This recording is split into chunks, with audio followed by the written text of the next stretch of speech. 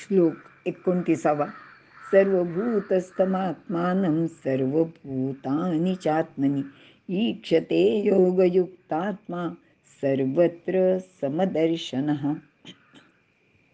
अर्थ: ज्याला योग साध्य झाला आहे तो सर्वत्र समदृष्टीने पाहतो.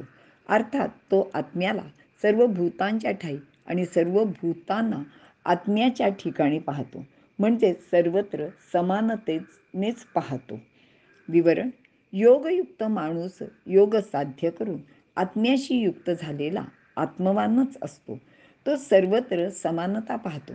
तो फक्त माणसातील समानता न पाहता प्राणीमात्रांचे ठिकाणी असलेली समानता सुद्धा पाहतो, अनुभवतो. मागील अध्यायात सांगितल्याप्रमाणे विद्वान ब्राह्मण, गाय, कुत्रा, हत्ती इत्यादीमध्ये तो समदर्शीच असतो. तो कोणत्याही प्राण्याला तुच्छ मानत नाही. आपल्याला जे वाटते तेच इतरांना सुद्धा वाटते. म्हणून समर्थ सांगतात की बरे बोलता सुख वाटते, हे तो प्रत्यक्ष कळते. आत्मवत पाहावे ते मानित जावे. म्हणजे जसं आपल्याला वाटतं तसंच दुसऱ्याला सुद्धा वाटतं, हे लक्षात घ्यावं आणि तसं आपण वर्तन करावं. किंवा एक दुसरं छान उदाहरण देतात. आपण असं चिमोटा घेतला, चिमोटा म्हणजे चिमटा, तेणे कासावीस झाला, आपणावरून दुसऱ्याला राखत जावे. तर आपल्याला जसा त्रास होतो तसा दुसऱ्याला सुद्धा होतो, हे लक्षात घ्यावं आणि तसं आपण त्याच्याशी चांगलं वागावं.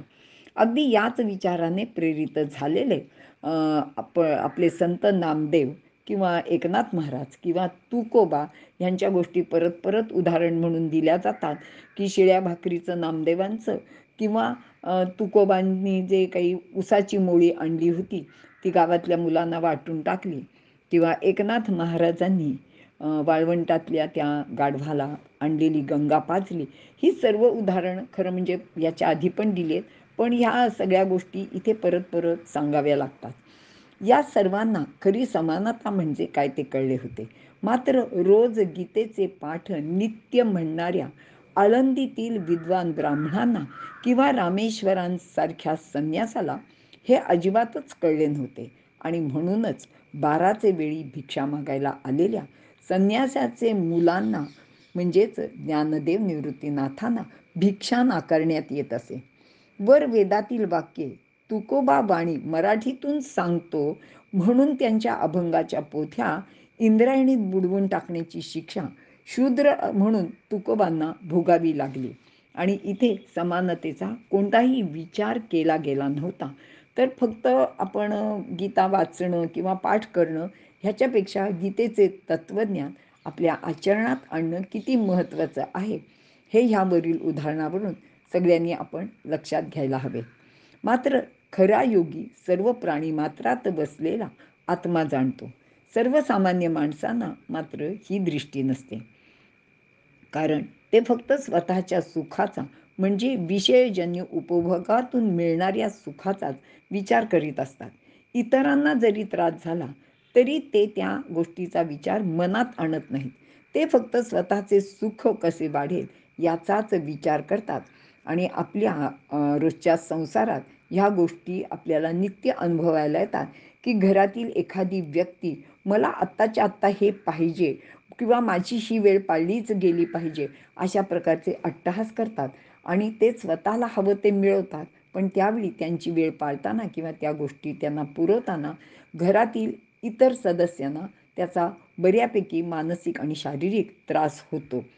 आता याच गोष्टीने इतरांना सुद्धा त्रास होईल याचा विचार करतात व अशा गोष्टी करायच्या टाळतात.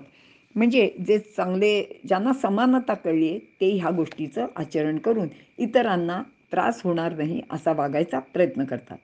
मात्र आपल्याला नेहमी असं बघायला मिळतं की काही माणसं केवळ गंमत म्हणून इतरांना त्रास देतात. एखाद्याला चिडवणे, अपशब्द बोलणे, त्याच्या वाटेत जाणे किंवा मुक्या प्राण्यांना दगड मारणे, त्यांना त्रास देणे, काठी मारणे अशा गोष्टी केवळ आपल्या मनाची करमणूक करण्यासाठी ते करत असतात. याशिवाय माणसाने अतिशय क्रूरपणाचे जे काही वर्तन आत्तापर्यंत केलं आहे किंवा अजूनही करतात ते म्हणजे केवळ कर्मणूक म्हणून प्राण्यांची शिकार केली जाते. हा माणसाचा अगदी आवडता उद्योग गेली अनेक शतके म्हणण्यापेक्षा अनेक हजारो वर्ष सुरू आहे. पशुसुद्धा भूक लागल्याशिवाय खात नाहीत किंवा दुसऱ्या प्राण्याला मारत नाहीत. याशिवाय माणसांना सुद्धा माणसे मारतात, पण आपल्या सजातीय प्राण्यांना जंगलातले प्राणी किंवा दुसरे कोणतेच प्राणी अशा प्रकारे मारत नाहीत आणि असं कुठे प्राणी जगतात आपल्याला आढळून येत नाही. जास्त सुखाचा म्हणजे जास्त उपभोगाचा विचार करून काही लोक संपत्ती जमा करतात, त्याचा संग्रह करतात. यासाठी ते इतरांना फसवतात, त्यांच्यावर अत्याचार करतात, चोरी करतात किंवा बळजबरीने गरीब लोकांना बुडवायचं म्हणजे काय की त्यांना थोडेसे पैसे वेळेला कर्ज म्हणून द्यायचे आणि मग त्याच्या बदल्यात त्यांच्या जमिनी घरं वगैरे असं सगळं त्यांच्याकडनं घ्यायचं किंवा ते कर्ज फेडलं न गेल्यास त्यांच्याकडून विनावेतन काम करवून घ्यायचं. त्यातूनच बालमजूर गुलाम अशा अनेक प्रकारच्या अनिष्ट चालीरीती आपल्या सर्व जगतातल्या मानव समाजात आढळून यायला लागल्या. पशुपक्ष्यांचे बाबतीत सुद्धा असेच वर्तन केले जाते. म्हणजे कसे की कोंबडीनी जास्त अंडी द्यावी म्हणून तिला खुराड्यात बंदिस्त करतात किंवा जास्त दुधाच्या आशेने गाई म्हशींना इंजेक्शन देतात.